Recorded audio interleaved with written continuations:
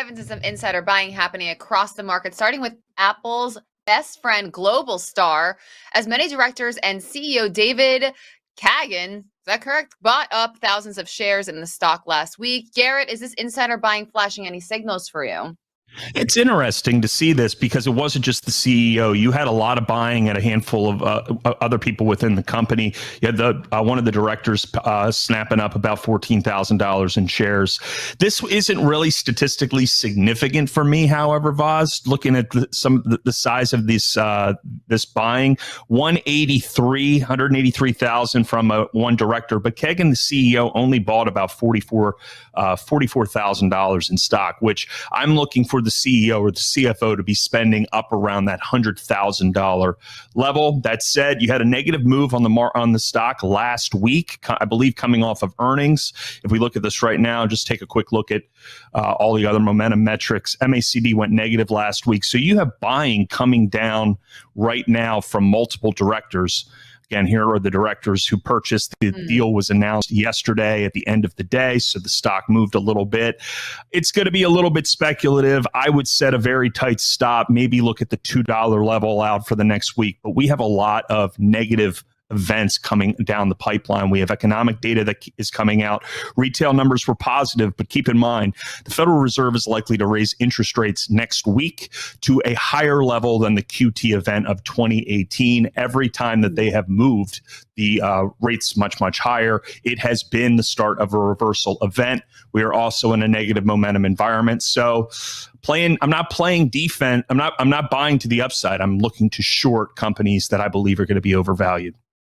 Yeah, let me show you what I see in GSAT. Like you said, Garrett, like if this one were to take off, I do see a 198 target here. However, it almost looks like it's trying to form a little bit of a bear flag here.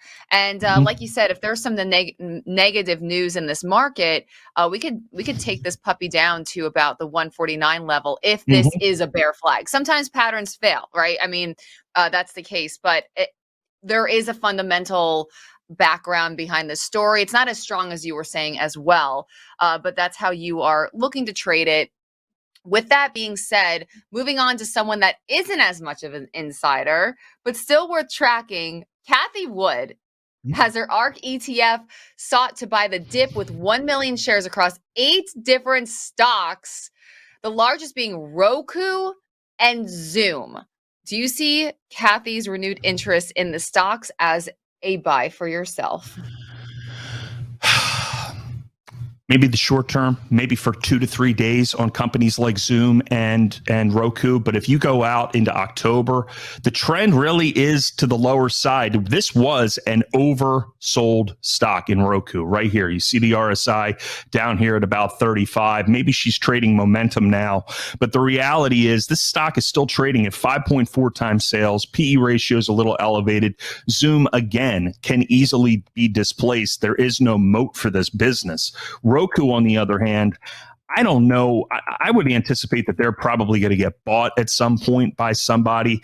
But looking at this company, again, unprofitable, 3 on the price to sales. So I think it still has a little bit of a ways to go, peak to trough. I think this stock hit 475 at the highs of 2021.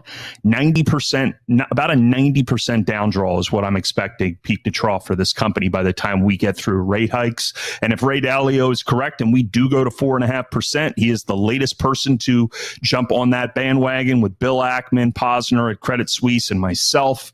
You know, the idea here is these stocks can easily move much, much lower. So $45 target when the bottom is finally out for Roku.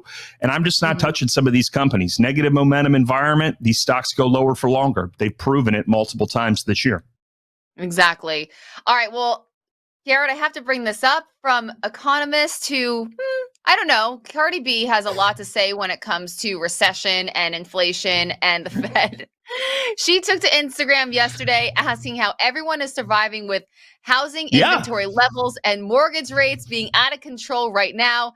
Look at this. Cardi B furious over inflation. Oh, so Garrett, how are you surviving right now?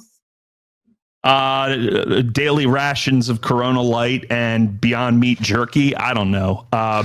Look, I think that this surprisingly, like we're joking about it, but I was having a conversation with a friend of mine maybe a year and a half ago, and we were talking about the cost of living in the United States. And there's all of these television shows. It's all the, it's like rich housewives and celebrities, and they're complaining about the finances. They need to do a show about people who are living on 25,000, 30,000 and trying to get by, because we do have a cost of living crisis here in the United States. It has been a major issue over the last 2 years. I'm not going to disagree with Cardi B on this. This is exactly right. And we've been howling about this. We've been howling about inflation and rising housing prices and all the speculation that we saw, because what goes up will likely come down, and it's not going to be pretty on the other side. I mean, I have a solution for both you and Cardi B besides Beyond Meat jerky. Kellogg's came out with Instables, where you pour water. I'll share my screen right now. You pour water into these, and the condensed milk will turn into a nice cereal. So that's one way Kellogg's is trying to beat inflation.